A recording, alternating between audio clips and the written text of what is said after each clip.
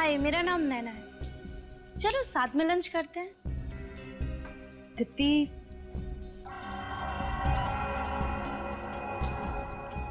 Lunch के लिए बुला रहे हैं। ठीक है पूजा। ठीक है, हम आते हैं। ओके।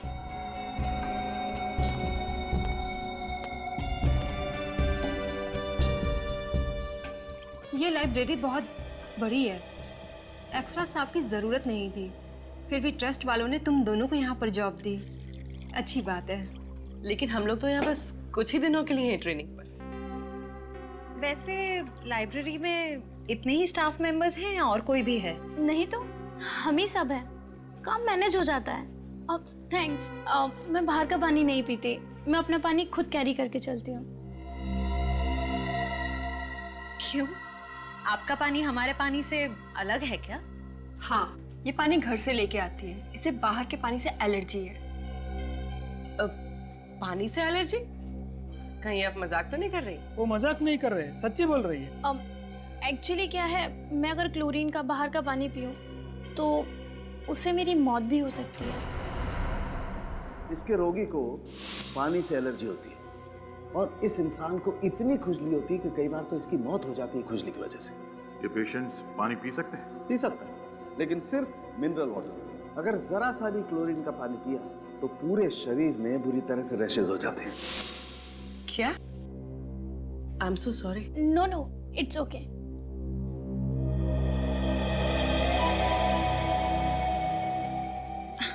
अरे मैं तो भूल ही गई। एवरीबडी एक्सक्यूज मी, मैं अभी आई।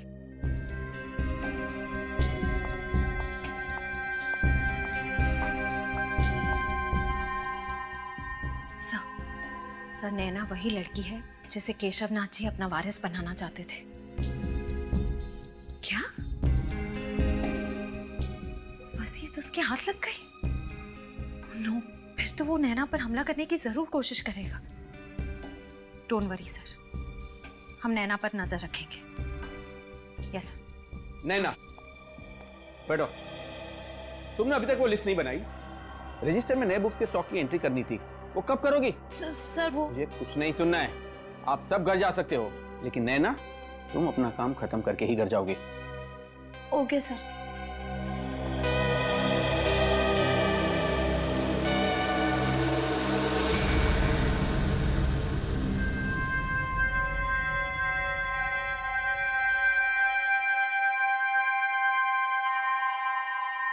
उफ,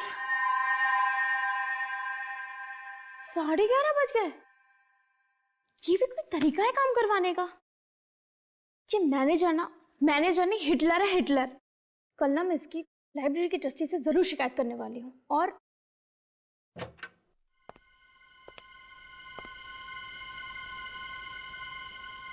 कौन है? सिक्योरिटी, सिक्योरिटी, कौन है? कौन है? कौन है वहां?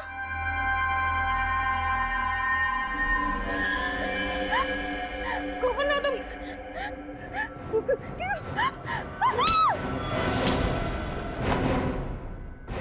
ओह, तुम?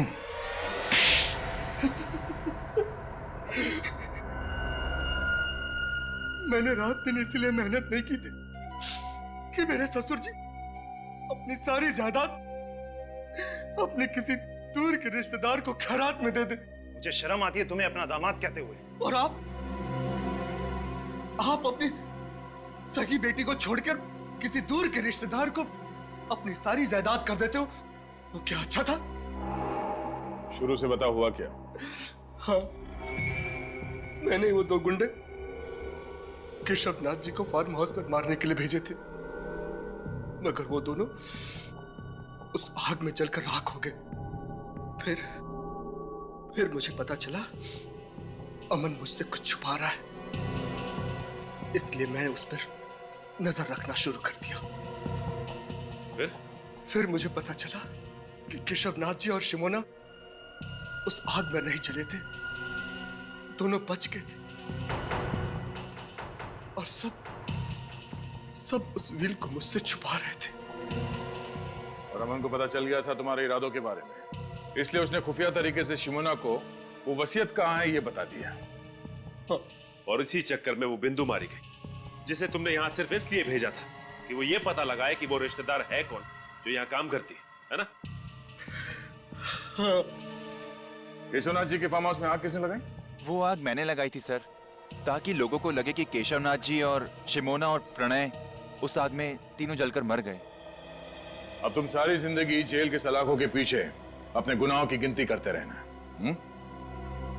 अब मिस्टर अमन, आपने केशवनाथ जी की मदद की, अच्छा काम किया, मगर मदद करने का तरीका गैर कानूनी था। आपने खून किया है बिंदु का, और शिमोना जी आपने इसमें इनका साथ दिया। आप दोनों को भी गिरफ्तार किया जाता है।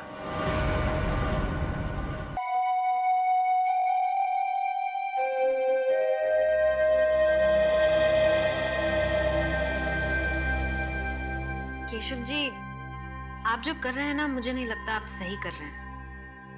मुझे ऐसा लगता है आपको एक बार फिर से सोच लेना चाहिए। शिमोना सही कह रही है सर, भावनाओं में बहकर आप ये निर्णय ले रहे हैं। बिल्कुल सर, और हम तो आपके शुभचिंतक हैं, आपको सिर्फ इसके परिणाम से वाकिफ करा रहे हैं। आप जो कर रहे हैं ना, उससे आपकी जान को खतरा हो सकता है। बस प्रणय, मैंने अपना डिसीजन ले लिया है और मेरा डिसीजन किसी भी हालत में बदलने वाला नहीं है। मुझे किसी से डर नहीं। आने दो उसको, फिर देखते हैं। अमन, बोलो कि कोई अच्छी खबर लाए हो। अच्छी खबर ही लाया हूं। आप जो सोच रहे थे वही सही है। ये देखिए।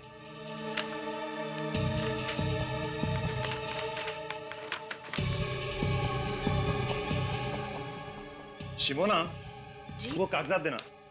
जी। पेन।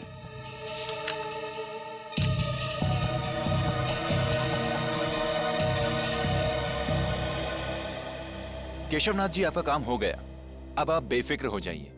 मुझे नहीं लगता ये इतना आसान है। ये बात पता लगते ही तूफान आने वाला है। तो फिर आने दो तूफान, हम तैयार हैं।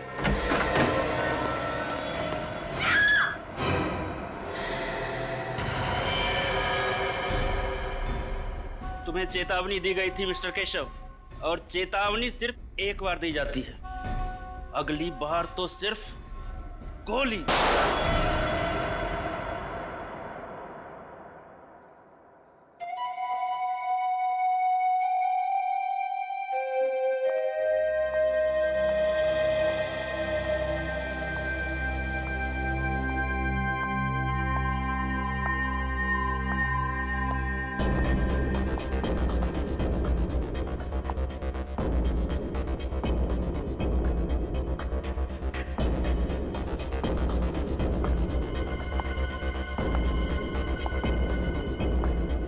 Law, science, all books, shelf number 2.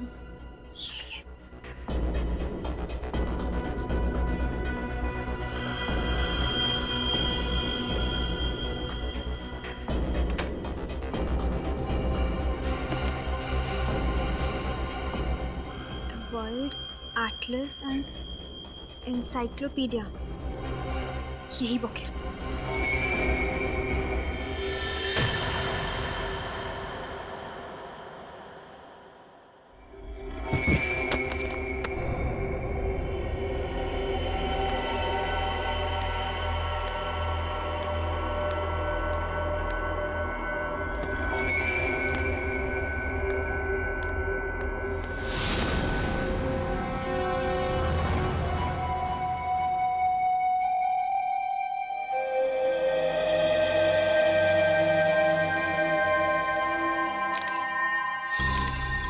गले में छेद है, किसी नुकीली चीज से वार किया गया है और शायद उसी वजह से इसकी मौत हो गई। लेकिन सर, हमें तो ऐसी कोई चीज मिली नहीं यहाँ से। हो सकता है खूनी अपने साथ ले गया।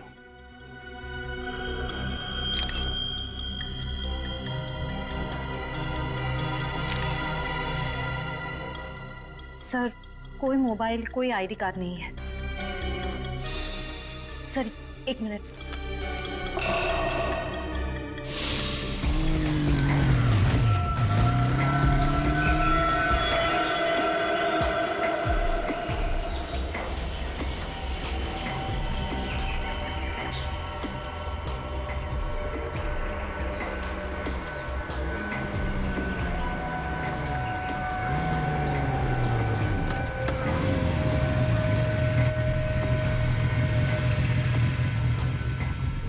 क्या करना है मुझे?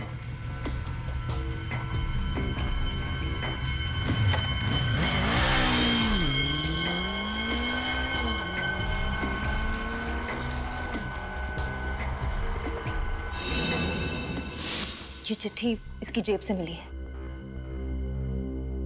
सेंट्रल लाइब्रेरी, तीसरा माला, शेल्फ नंबर 2। ये लड़की रात के 1:30 बजे वर्ल्ड एटलस बुक लेने के लिए आई थी यहाँ पे। क्यों? हाँ सर, और सर वो किताब यहाँ से गायब भी है। ओह, बड़ी अजीब बात है। रात के 1:30 बजे ये लड़की यहाँ वर्ल्ड एटलस बुक लेने आती है और उसी की मौत हो जाती है, और वो बुक भी यहाँ से गायब है। इसका मतलब है कोई और भी था जो बुक लेने के लिए आया था। उस किताब में ऐसा क्या हो सकता है? सर वो तो एक सिंपल मैप्स की बुक है।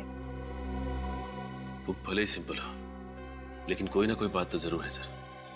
लगता है उस बुक के साथ छेड़छाड़ की गई होगी। सचिन, बाहर जाके पता करो किसी ने इन लोगों को अंदर बाहर आते जाते देखा है क्या।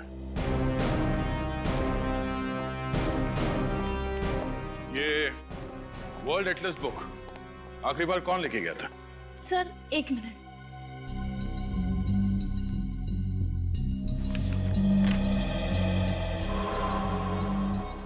सो मिस्टर अमन। अमन? अमन, बोलो कि कोई अच्छी खबर लाए हो। ये अमन यहाँ का मेंबर होगा ना? जी सर। जरा उसका एड्रेस देना।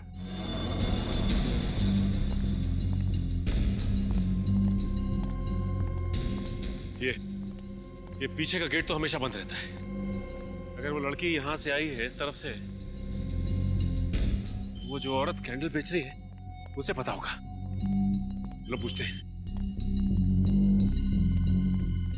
Excuse me. 10 का एक कैंडल है सर, कितने कैंडल्स दूं? देखिए, हम लोग कैंडल लेने नहीं आए, आपसे कुछ पूछना था। आप यहाँ पर कब से हैं? जी मैं शाम से लेके सुबह तक यहाँ बैठती हूँ, कैंडल बेचती हूँ। यहाँ पास में चर्च है, यहाँ देर रात तक लोग कैंडल जलाने आते हैं। क्यों, क्या हुआ मैम? देखिए, ये सामने जो लाइब्रेरी है ना, वहाँ पे एक खून हो गया। मुझे लगा ही था उस लाइब्रेरी में कुछ तो गड़बड़ हुआ है। अच्छा, आपको ऐसा क्यों लगा कि लाइब्रेरी में कुछ गड़बड़ है? सर वो कुछ देर पहले। राजू, गाड़ी निकाल जल्दी। मैडम 10 रुपए का एक कैंडल है, प्लीज ले लीजिए मैम। शिमोना, वो कागजात देना। जी। मुझे नहीं चाहिए मैम। कहा ना नहीं चाहिए। Ma'am please. Driver city market जल्दी। क्या 2 बजे रात को वो सिटी मार्केट जाना चाहती थी? आपने ठीक से सुना था? जी हाँ, मैंने बराबर सुना था। आपने उसका चेहरा तो देखा होगा ना? जी हाँ, मुझे याद है। मिस्टर अमन का यही घर है? जी हाँ। और ये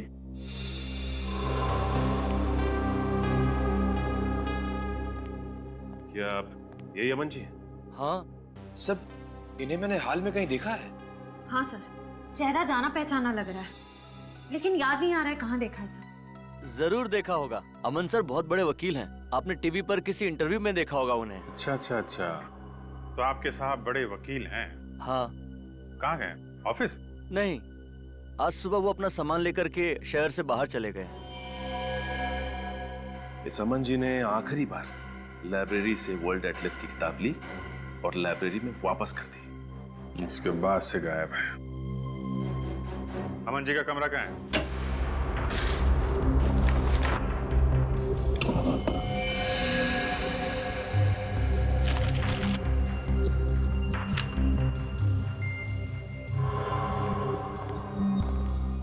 सर, अलग अलग देशों के कटे हुए नक्शे मिले हैं।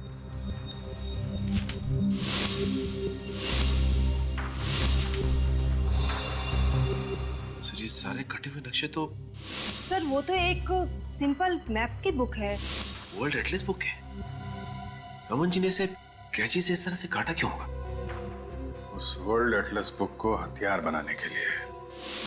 उस बुक में से सारे पन्ने काटे, उसके अंदर कोई नुकीली चीज रखी जो किताब खुलते ही पिस्टन के जरिए तेजी से बाहर निकली और उस लड़की का खून हो गया। सर अमन का फोन बंद आ रहा है। वो तो होना ही था। सर, ये देखिए सर, फटे हुए music notes. Music notes? Sir उसने म्यूजिक नोट फाड़ के फेंका क्यों होगा? लेकिन अमन सर को तो संगीत का शौक ही नहीं है। तो ये देखिए, ये वायर और ये स्प्रिंग।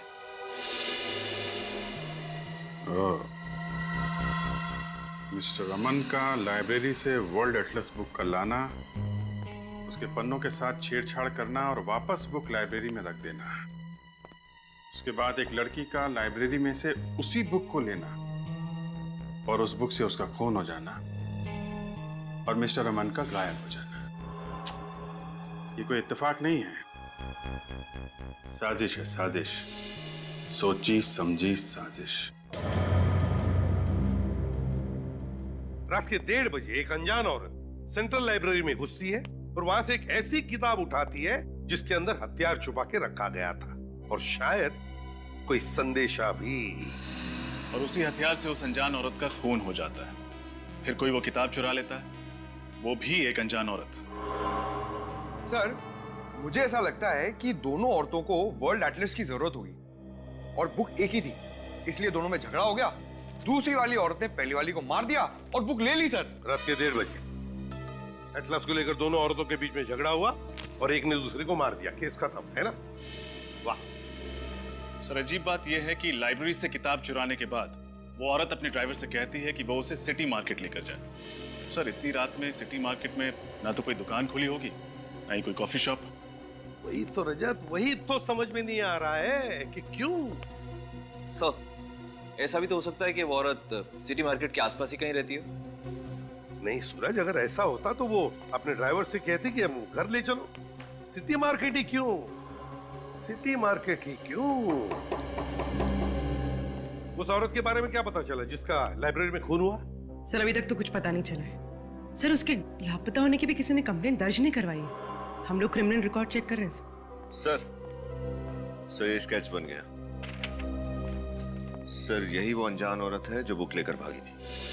सर, इस औरत को मैंने किसी न्यूज में देखा था। सर,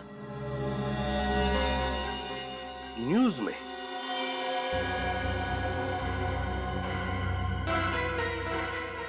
न्यूज में? अब याद आ गया, अब याद आ गया। उद्योगपति केशवनाथ जी के फार्म हाउस में जो आग लगी थी, उसकी खबरें सारे अखबारों में छपी थी। उसी में मैंने इन दोनों का फोटो देखा है। सर, ये हादसा तो 2 हफ्ते पहले ही हुआ था। पूर्वी सर, ये अखबार में जिस औरत का फोटो है उसकी शक्ल और ये स्केच वाली औरत की शक्ल कितनी मिलती जुलती है। सर, लेकिन ये तो शिमोना है। मैम, आपने पक्का इसी औरत को देखा था? जी सर, पक्का मैंने इसी को देखा था। सर, अगर शिमोना जिंदा है तो अमन ने पुलिस में झूठी रिपोर्ट क्यों लिखवाई? सर, और शिमोना ने लाइब्रेरी में उस लड़की की हत्या क्यों की? कोई ना कोई राज जरूर था केशवनाथ जी के फार्म हाउस में, जो उस आग में जलकर खाक हो गया। सारे चक्कर के पीछे ये अमन ही है। अमन। हाँ सर, इसलिए मिस्टर अमन ने शिमोना जी के लिए वो म्यूजिक नोट्स में वो संदेशा छोड़ा होगा, क्योंकि दोनों खुले में तो आमने सामने आ नहीं सकते थे। अमन और शिमोना, क्या क्या कनेक्शन हो सकता है इन दोनों के बीच में? और फिर ये शिमोना इतनी रात गए सिटी मार्केट किस लिए गई थी? सर, अमन के घर से हमें कुछ फटे हुए कागज मिले जिन पर कुछ म्यूजिकल नोट्स लिखे हुए। सर, इस वर्ल्ड एटलस का म्यूजिकल नोट से क्या कनेक्शन हो सकता है? उस वर्ल्ड एटलिस्ट में कुछ तो ऐसा होगा जिसकी वजह से शिमोना सीधे इस मार्केट में आ गई। सर रात के समय लाइब्रेरी से सिटी मार्केट पहुंचने में लगभग 10-15 मिनट लगते हैं। उस कैनल बेचने वाली औरत ने हमसे कहा था कि उसने शिमोना को 1:45 बजे देखा होगा, तो वो इस मार्केट में 2 बजे तक पहुंच गई होगी। हाँ, लेकिन उस समय तो मार्केट बिल्कुल सुनसान रहा। मुझे नहीं लगता कि किसी ने शिमोना को या उसकी गाड़ी को देखा होगा। फिर भी ट्राई करते हैं, हो सकता है किसी ने कुछ देखा हो। तुम इस तरफ पूछो, मैं उस तरफ के दुकानदारों से पूछता हूँ।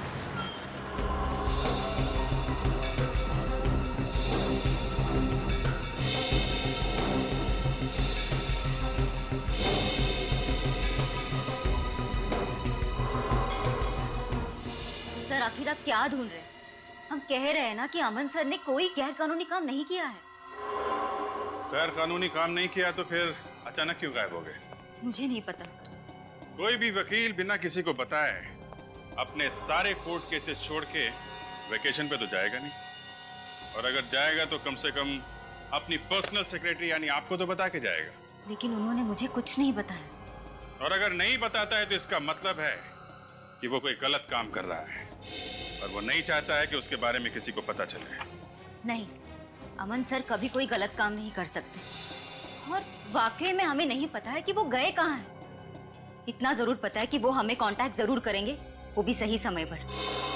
अब आप ही बताइए साहब, इतनी छोटी सी चीज चुराने के लिए मेरी दुकान का ताला तक तोड़ डाला। मेरी तो समझ में नहीं आ रहा कि वो चोर था या फिर कोई पागल था। और कुछ तो चोरी नहीं हुआ दुकान से? नहीं साहब, और कुछ तो चोरी नहीं हुआ। चलो ठीक है, आइए मेरे साथ। उर्वी, एक्सक्यूज मी, हम लोग सीआईडी से। सर क्या हुआ क्या यहाँ पे? सर वो कल रात को मेरे म्यूजिक स्टोर में ताला तोड़कर एक चोर घुस आया था, और सर वो केवल एक म्यूजिक बॉक्स के अलावा और कुछ भी चुरा कर नहीं ले गया। एक ही म्यूजिक बॉक्स? उसके अलावा उसने कुछ भी नहीं चुराया? जी मैडम, वो चोर देर रात को आया होगा जब पूरा मार्केट बंद हो जाता है, चारों ओर सुनसान हो जाता है, तभी तो किसी ने कोई आवाज भी नहीं सुनी। हो सकता है शिमोना ने ही वो म्यूजिक बॉक्स चुराया। अच्छा, ये म्यूजिक बॉक्स आपके पास था कब से? सर कल सुबह ही एक सेल्समैन देकर गया था। कल सुबह?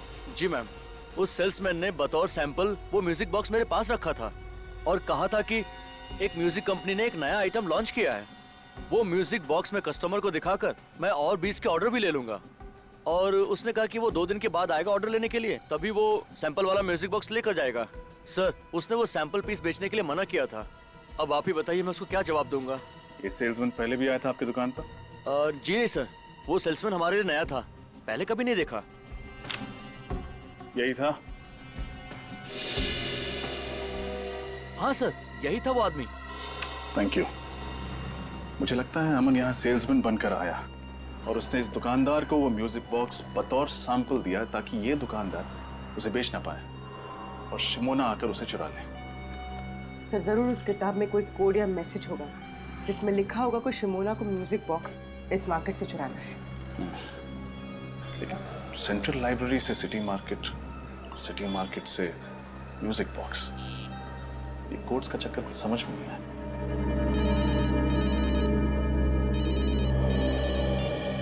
हाँ सचिन, क्या? ठीक है। क्या हुआ सर? कल रात इस शहर के 2 और म्यूजिक स्टोर से ऐसे ही म्यूजिक बॉक्सेस चुराए गए।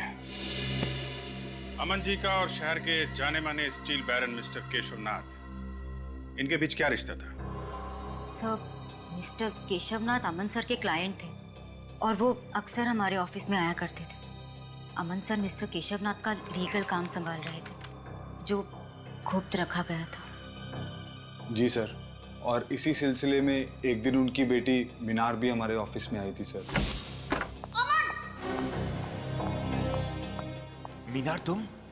मैम हम लोग यहाँ पे कुछ इंपॉर्टेंट काम कर रहे हैं, प्लीज आप बाहर जाइए। तुम चुप करो और निकलो यहाँ से। और तुम अमन, अगर मेरे पापा को बहकाना बंद नहीं किया ना तो उसका नतीजा बहुत बुरा होगा। मैम ये आप क्या कर रही हैं? पागल हो गई है क्या आप? मिस्टर अमर केशवनाथ जी का ऐसा कौन सा गुप्त काम संभाल रहे थे जिसकी वजह से मिसेस मीनार को उन्हें जान से मारने की धमकी देनी पड़ी? सर हमें वाकई में कुछ नहीं पता, क्योंकि अमन सर मिस्टर केशवनाथ का काम खुद संभालते थे। हाँ सर, और इस केस के बारे में उन्होंने मुझे भी कुछ नहीं बताया सर। सर। हाँ बेटी। सर, केशवनाथ जी के कोई भी लीगल पेपर्स इस ऑफिस में नहीं है। मगर सर, ये मिसेस मीनार को अमन पे इतना गुस्सा क्यों आया? और सर, ये अमन फार्म हाउस में लगी आग के सिर्फ एक गवाह थे, या वो जानते थे कि आग लगने से पहले वहां क्या हुआ था? ये तो केशवनाथ जी के फार्म हाउस पे जाके ही पता चलेगा। जरा मिसेस मीनार को भी वहां बुलवाओ।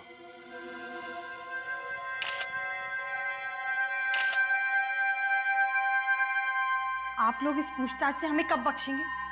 2 हफ्ते पहले हुए इस हादसे को आप लोग भूल क्यों नहीं जाते? माना कि फार्म हाउस में आग लगी थी, but it was just an accident.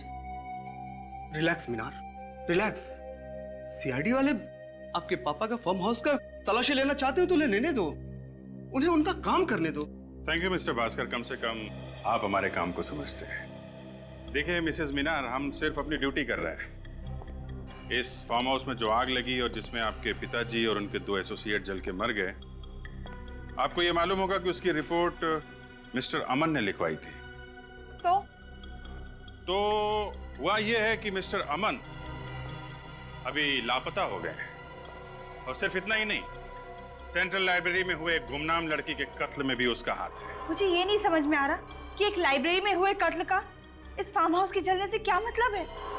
यहाँ आग कैसे लगी, कब लगी, पुलिस इसकी तहकीकात कर रही है। और तहकीकात में ही पता चला है कि अमन को आपने बंदूक दिखा के धमकी दी थी। क्यों?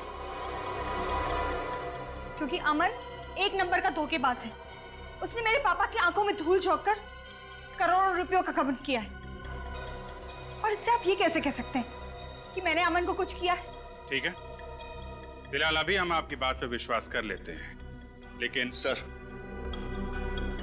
सर ये बाहर पेड़ में धंसी हुई मिली। बंदूक की गोली? इसका मतलब इस फार्म हाउस में गोलियां भी चली। Oh my God. ये गोली चलने वाली बात अमन ने पुलिस रिपोर्ट में क्यों नहीं लिखवाई? ये वीणा का है, ये संतूर का है और ये सितार का है।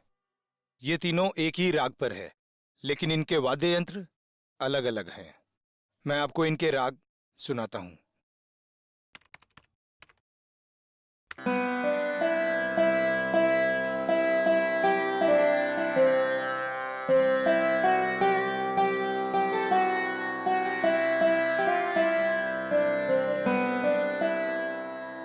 ये वीणा था, अब आप संतूर सुनिए।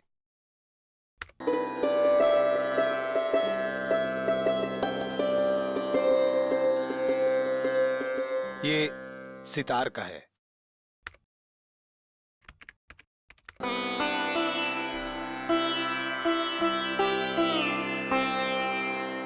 कहीं इन नोट्स में कुछ छुपा हुआ संदेश तो नहीं है, कोई हिडन मैसेज? नहीं नहीं, ये तो शुद्ध संगीत है। अब आपके वक्त और आपकी मदद के लिए शुक्रिया।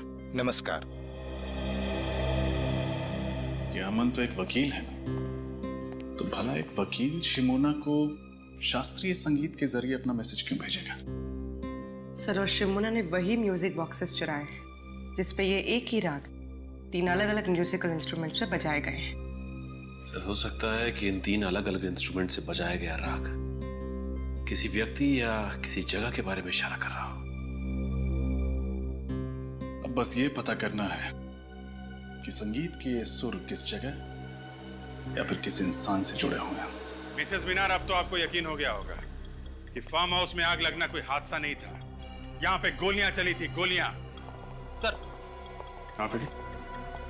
सर, पुलिस की फॉरेंसिक रिपोर्ट के मुताबिक उस वक्त यहाँ पे जो थे वो सब आग में जलकर राख हो गए थे, और उनकी बाकी बची जो हड्डियां हैं वो अभी भी उन्हीं के लैब में है। तो एक काम करो, उन हड्डियों को अपने फोरेंसिक लैब में भिजवा दो, डॉक्टर सारुंके के पास। Yes sir. What nonsense! मुझे अपने पापा का अंतिम संस्कार करना है। देखिए मैडम, पहले हमें ये पता लगाना है कि एग्जैक्टली यहाँ पे हुआ क्या था। फिर आपके पिता की हड्डियों की शिनाख्त भी अभी बाकी है, तब तक आपको इंतजार करना ही पड़ेगा। सर, ये देखिए क्या मिला, साइड से थोड़ा जला हुआ।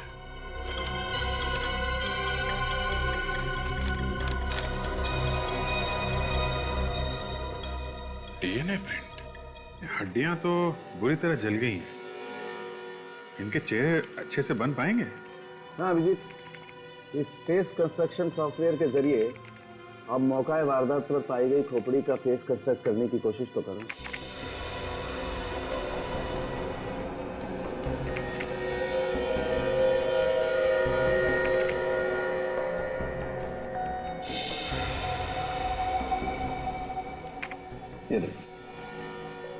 इसमें कोई भी केशवनाथ जी या शिमोना जैसा नहीं दिखता, लेकिन ये तो प्रणय है।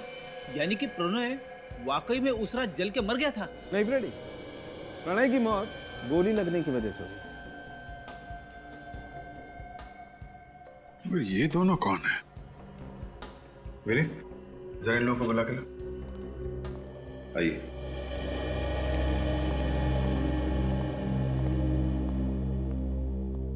जरा इन दो चेहरों को देखिए, इनको पहचानते हैं आप लोग? कभी ये देखा है? इनमें से हम किसी को नहीं जानते। हमें क्या पता कौन है ये लोग? सर आपका शक सही निकला। घटनास्थल से लाई गई सारी हड्डियों का डीएनए टेस्ट मिल गया। किसी का भी डीएनए मिसेस मीनार के डीएनए से नहीं मिलता। यानी वाकई में केशवनाथ जी जिंदा है? पर मेरे पापा हैं कहाँ? उन्होंने अब तक फोन क्यों नहीं किया? हम लोग जल्दी पता लगा लेंगे, अभी आप लोग जा सकते हैं। अच्छा तारिका, वो फार्म हाउस पे जो डीएनए की रिपोर्ट मिली थी उसका क्या हुआ? ये डीएनए प्रिंट एक 25 से 30 साल की औरत का है, जिसका केशवनाथ जी के साथ जेनेटिक लिंक है। और एक बात सर, ये औरत को एक बहुत ही असामान्य बीमारी है, एक्वाजेनिक प्रूराइटिस। ये बीमारी है क्या? यह एक बहुत ही रेयर जेनेटिक डिसऑर्डर है। इसके रोगी को पानी से एलर्जी होती है। जरा सा भी पानी अगर शरीर में कहीं भी लग जाए तो बहुत जबरदस्त एलर्जी होती है, खुजली होती है। बारिश का पानी, पसीना, यहाँ तक कि हवा में अगर जरा सी नमी भी बढ़ जाए तो रिएक्शन होता है। और इस इंसान को इतनी खुजली होती है कि कई बार तो इसकी मौत हो जाती है खुजली की वजह से। तो बहुत भयानक बीमारी है। ऐसे पेशेंट जिंदा कैसे रहते हैं? एंटी एलर्जिक दवा खा करके, ताकि इससे लड़ने की क्षमता बढ़ा सके। ऐसे रोगी को हॉस्पिटल में अल्ट्रावायलेट बी पॉजिटिव फोटोथेरेपी दी जाती है। ये पेशेंट्स पानी पी सकते हैं? पी सकता है, लेकिन सिर्फ मिनरल वाटर। अगर जरा सा भी क्लोरीन का पानी पिया तो पूरे शरीर में बुरी तरह से रैशेज हो जाते हैं। सिर्फ मिनरल वाटर? पानी के? अच्छा, ओके, ठीक है, ओके। क्या हुआ? लाइब्रेरी में जिस अनजान लड़की की लाश मिली थी उसका नाम बिंदु है। वो एक गुनहगार थी और जेल में सजा भी काट चुकी थी।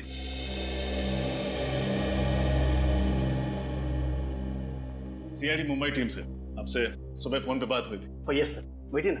जी नहीं, इट्स ओके। आपको बिंदु के बारे में जानकारी चाहिए ना? जी हाँ, क्या बता सकते हैं आप बिंदु के बारे में? ये तो आपको किमी ही बता सकती है। किमी? कौन किमी? किमी और बिंदु दोनों एक ही सेल में थी और दोनों एक ही दिन रिहा हो गए।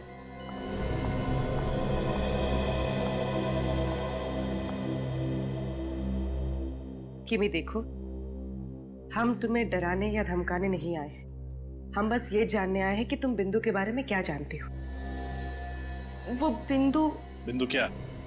बिंदु ने मेरे को पैसे का लालच दिया था और बोला था किसी काम में उसका साथ देने को। कैसा काम? वो तो सर उसने नहीं बताया। किसने सौंपा था काम? सब ये भी नहीं बताया उसने। बोला था टॉप सीक्रेट है। और साहब मैंने पूछा भी नहीं, अपने को तो सिर्फ पैसों से मतलब था साहब, इसलिए नहीं पूछा। कहाँ गई थी तुम उसके साथ? Central library, Mumbai. Central library? इसका मतलब बिंदु पहले भी गई थी लाइब्रेरी? हाँ सर। क्यों गए थे तुम दोनों वहां? सर बिंदु और मैं सॉफ्टवेयर इंजीनियर बनकर गए थे उस लाइब्रेरी में। बिंदु को कुछ कंप्यूटर से जानकारी चाहिए थी और मैं बाहर निगरानी कर रही थी कि अगर कोई आसपास दिखाई दे तो तुरंत इत्तला कर दूं बिंदु को। पर वो जानकारी जो उसे चाहिए थी उसे मिली? नहीं सर। सर, लाइब्रेरी के कंप्यूटर से ऐसी क्या जानकारी हासिल करना चाहती थी बिंदु? पता नहीं, लेकिन ये पक्का है कि फार्म हाउस पे किए गए खून का राज जरूर उस लाइब्रेरी में छुपा है। मुझे प्रणय को वहां जाने ही नहीं देना चाहिए था। केशवनाथ जी की प्रॉब्लम में उसको पढ़ने की क्या जरूरत थी? किस प्रॉब्लम की बात कर रही हैं आप?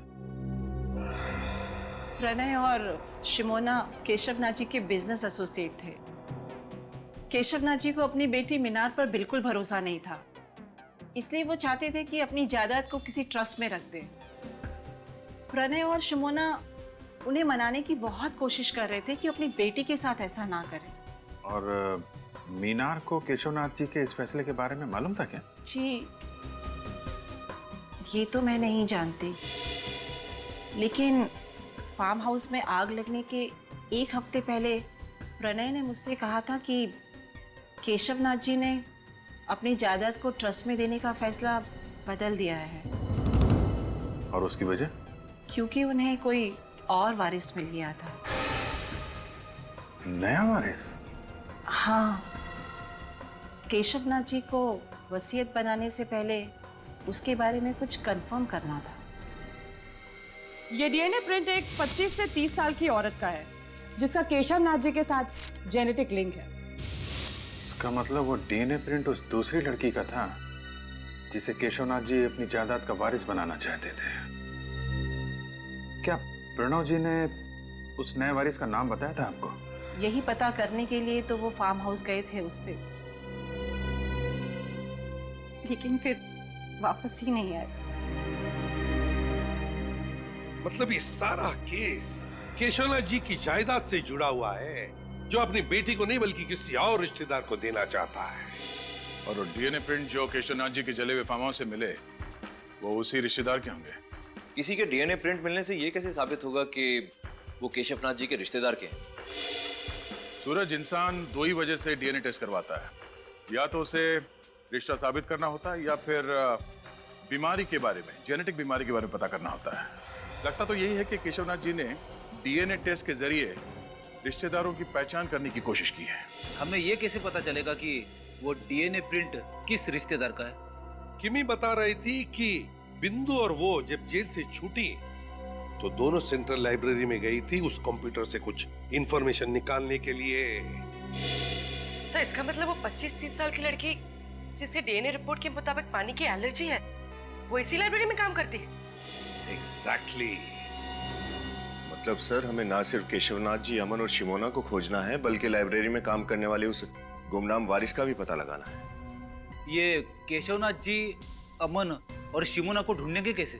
रेडी, भले उन तीनों के मोबाइल फोन बंद हो, भले उनके बैंक अकाउंट में कोई लेन देन ना हो, लेकिन हर चीज के लिए पैसा तो लगता ही है। कोई ना कोई तो उन्हें पैसे भेजता ही होगा। बस उन्हें ढूंढ लेंगे। लेकिन कौन सर? केशवनाथ जी और शिमोना के जान पहचान वालों के मुताबिक वो दोनों मर चुके हैं। दया, ये अमन तो जिंदा है, और फिर अभिजीत ने तो कहा ही था ना कि अमन की सेक्रेटरी विनीता काफी वफादार है। सर, उन 3 म्यूजिक बॉक्सेस का क्या राज है? वो अमन ने शिमोना के लिए 3 अलग अलग दुकानों में क्यों रखे थे? अमन को पता था कि कोई उसका पीछा कर रहा है, इसीलिए वो तीनों म्यूजिक बॉक्सेस में शिमोना के लिए संदेश भेजता था। दया, लेकिन पता लगाना पड़ेगा इस केशवनाथ जी का म्यूजिक से क्या संबंध है। और एक काम, इस अमन की सेक्रेटरी विनीता पर नजर रखो, विनीता पर नजर रखो। दोस्त इस समय तक बाहर आ जाती है, आज कहाँ रहेगी?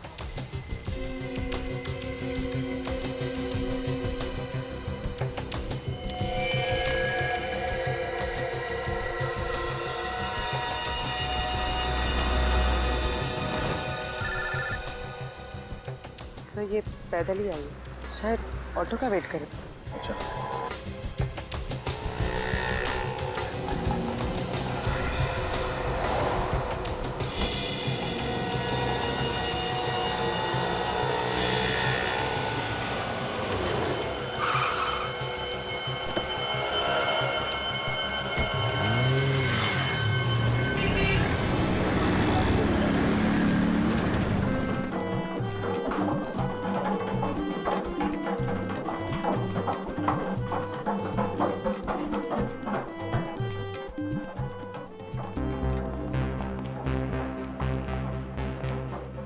जरा देखो अलंकार जी कहाँ है।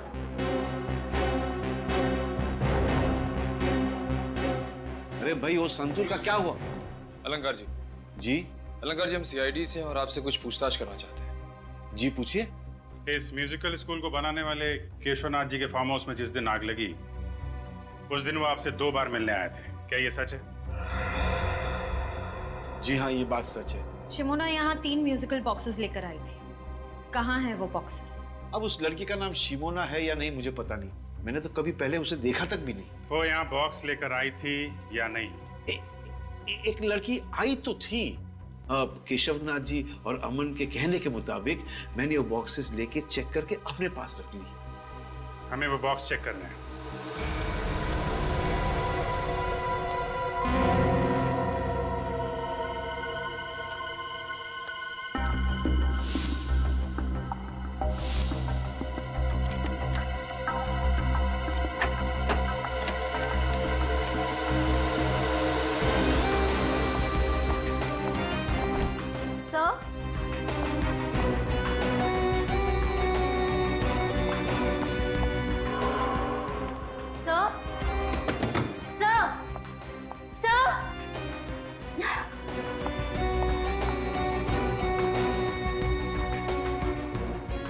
चले गए सब के सब? गए होंगे किसी काम से।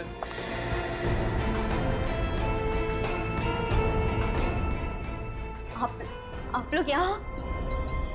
जी हाँ, हम लोग यहाँ क्योंकि हमारा तो काम ही है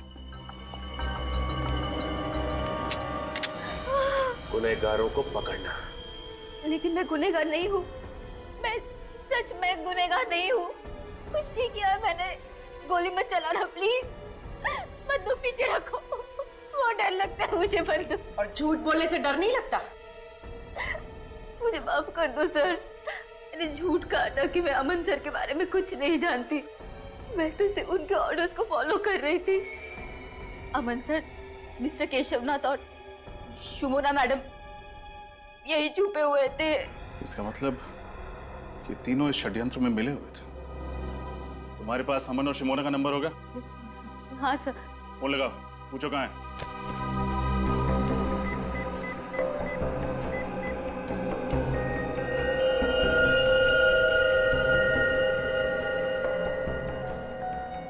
अमन सर का फोन स्विच ऑफ है।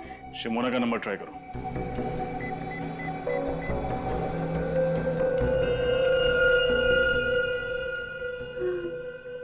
उनका फोन भी बंद है।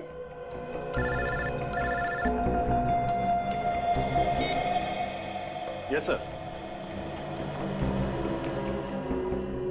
क्या? तो इस वजह से अमन, शिमोना और केशवनाथ को यहां से गायब किया गया है? सर हम लोग आ रहे हैं। क्यों सर? कुछ नहीं सचिन, केस खत्म करने का टाइम आ गया है।